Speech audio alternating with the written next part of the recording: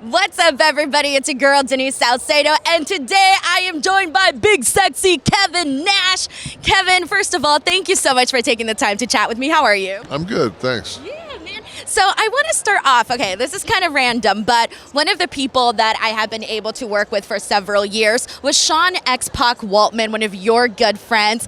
And so I want to start there. What would you say is your favorite Sean X-Pac Waltman story? I think I stumped you, didn't I? No, I'm just going to say watching the Mike Tyson fight with him at Lookers. I'll leave it at that. Ooh, okay, no additional details. No additional details. But he'll know. He'll know. You know, you guys have really, truly had a really long, incredible friendship, and you've had so many great friendships with so many different people. Like, when you look back at that and you look back at your time in wrestling and all of the moments and the bonding, how do you look back at that? Blessed. You know, most people say that at the end of their life, if they can, you know, if they've got 5 friends, they're blessed. And you know, I had, I mean, we lost Scott, but I had, you know, Shawn and Shawn Michaels and Hunter, and I've had Stone Cold and the Steiners and Sting. So like the brotherhood that we go up and down the road with ends up, you know, becoming lifelong friends. I remember listening to Triple H's Hall of Fame speech, and then he said some really great stories about you, about Sean, just about everybody. And getting to hear that and see that, it really just hit me like, damn, like you guys had some really great moments. How did you feel seeing Triple H get inducted at the Hall of Fame and getting to be there for that? It was about time, you know. It just he wouldn't put himself in. He wouldn't. Finally, you know, Taker and Sean basically threw him in. So. It was good, and I mean, it's so deserving of everything he's done, not just in the ring, but you know, since that. And he has a hard job right now, obviously running creative and doing all of the things that he's doing.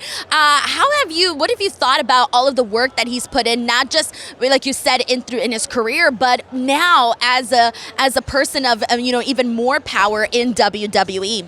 Yeah, he's 10 years younger than I am, and. I mean, there's just no way. I would not want that kind of workload. It'd be crazy. Yeah. No, I'm not that kind of guy. Yeah. I don't need to. I don't want to be in charge. I don't want to grind. I want to just kind of chill and do my own thing. Yeah. But you got your podcast. You're always out here doing meet and greets, and you're keeping hella busy too, man. I only do it because if you stop, you die. So I just figure at least keep moving a couple times a month. Do these meet and greets, what would you say is like the major question that fans are always asking you, like question or topic that they constantly bring up? I usually ask you what your favorite match is. That's one of your things, or favorite moment. And it's just like, God, there's so many moments, you know, in the course of a 35-year career. It's just like, you know, there's always going to be your first pro match, your first championship. You know, there's so many different, you know, memories. I'm happy if I take a breath every morning. Well, you're like, I'm keeping going, I'm keeping strong. Just get another day. Do you still remember when you first met Shawn Michaels? Yeah, like it was yesterday. Yeah, what's the story there? Just why I walked up to him and he just said, I said, hey, I'm Kevin, I'm with you. And he goes, hi, I'm Shawn. I was like, really? That voice comes out of that guy?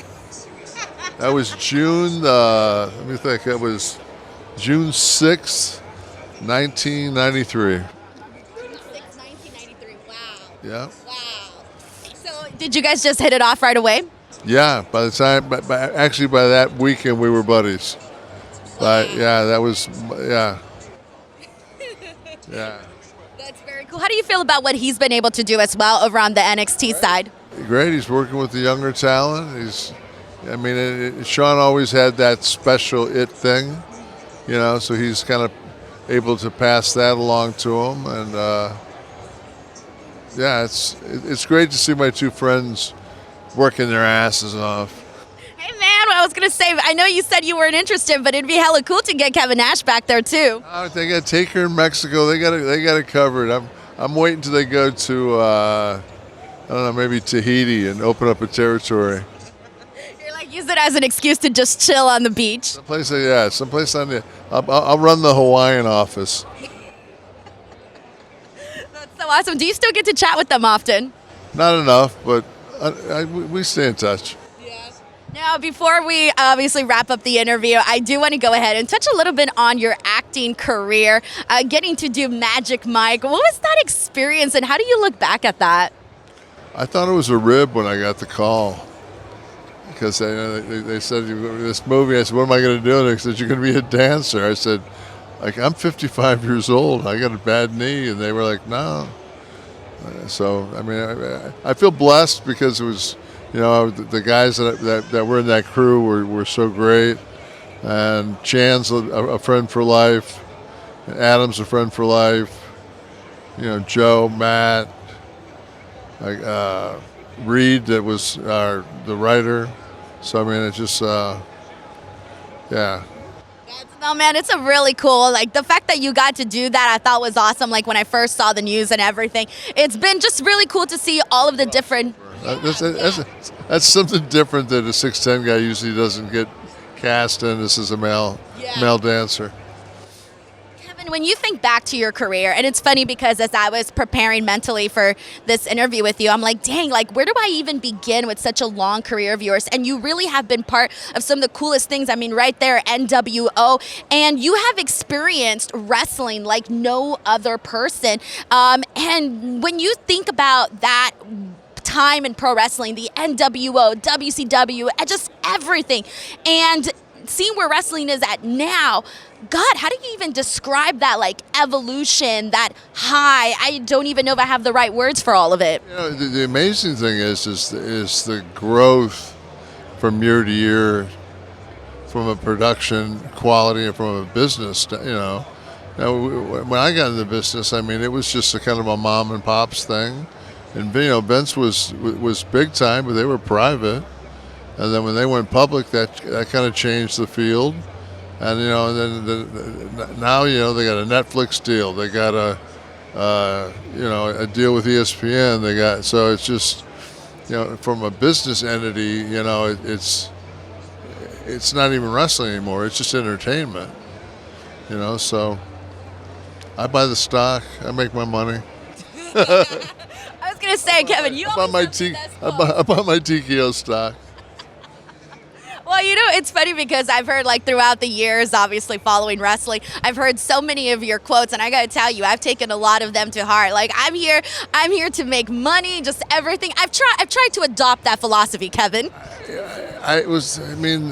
This was always my job, and I wouldn't go anywhere and work for free. That's a fact right there. And it's like when you shovel snow as a kid or you cut lawns,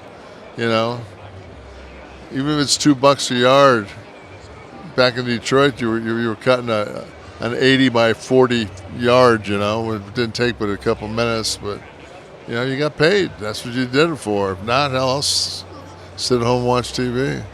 Yeah. What would you say? Because right now, you've been in the business, you've seen it all. You mentioned it right now. You go in there, you make your money. What advice would you give to people in the business right now in terms of the keys to success, and how do you manage, how do you navigate this, everything that comes with pro wrestling, the politics, the superstardom, just everything? The first thing is you're 1099. So there's so many guys that get into the business, they're not an S corp. They don't. So the first thing you should do is incorporate yourself. Not an LLC, because you don't get the tax benefits as an S corp.